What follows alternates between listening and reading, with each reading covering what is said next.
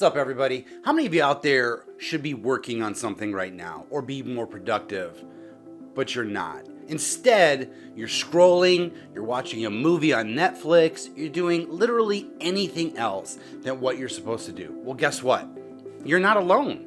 My name is Matt with Elevating Yourself, and today we ask the question, why do people procrastinate? Listen, I used to be a really big procrastinator, and I've done a lot of things to help myself out to get ahead of it. And it's a normal thing to happen. I still do procrastinate from time to time. We all know that we should be more productive than we are. And so thinking about what gets in our way, why do we always self-sabotage ourselves when it comes to completing our goals? There's a lot of people out there that feel that procrastination is actually laziness. But there is far more to it than just that. Many of you out there may not know that there's actually a science to procrastination. When you procrastinate, there's actually two parts of your brains that are actually battling it out: the limbic system and the prefrontal cortex. The limbic system is actually the part of the brain that controls pleasure and avoiding discomfort, while the prefrontal cortex is the part that is more logical, goal-oriented, and it actually controls more long-term thinking. And so when you get too focused on tasks or it becomes unpleasant, the limbic system kicks in and starts taking over the decision making, which is why you tend to shift gears to doing something a little bit more enjoyable. It's interesting, when many people think about procrastination, they think it's about time management, when realistically, it's about emotional management. For instance, when you are focused on tasks or completing a goal, sometimes there's a fear of failure. And so when you get to this point, you start to think, you know what? If I don't try, then I can't fail. And that might be a satisfying way of looking at it, but it actually stops you from achieving the things that you want to do. Next is the thought of perfectionism. A lot of times people get into this mindset that it's not going to be perfect, so I'm not even going to do the task. Because if I can't do it perfect, it's just not worth doing it. When realistically, doing something is still better than doing nothing. Becoming perfect should never be a goal of yours. There's an old saying that says practice makes perfect, and I think it's kind of a misleading myth that's out there.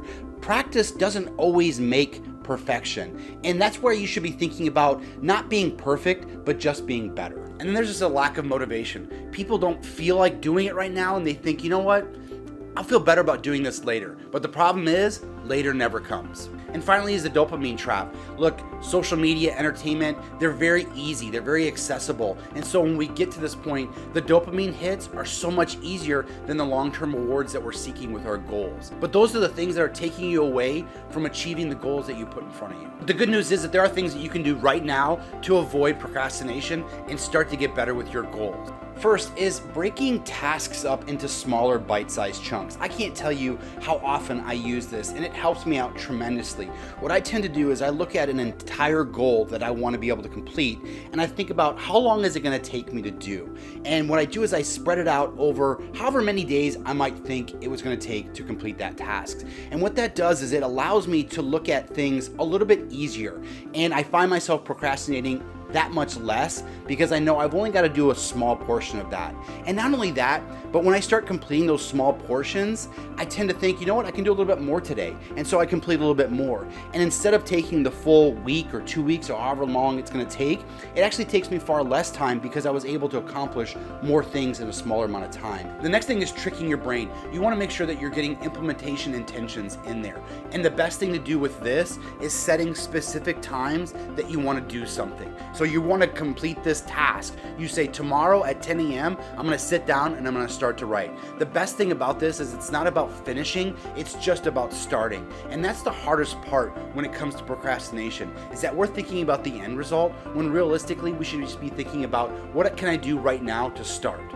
Next is avoiding the dopamine competition. Look, if you find yourself easily distracted when it comes to social media or your phone or whatever the case may be, you have to make sure you're taking that out of the equation. Leave your phone in a different room, lock it with a passcode, and tell somebody else the passcode so that you can't get into it. There are several different things you can do, but the biggest thing is just to remove that altogether. And finally is just reframing that fear. Remember, it's not about finishing, it's about starting. Just think about the things that you have to do right now and know that it doesn't have to be perfect, it just has to be done.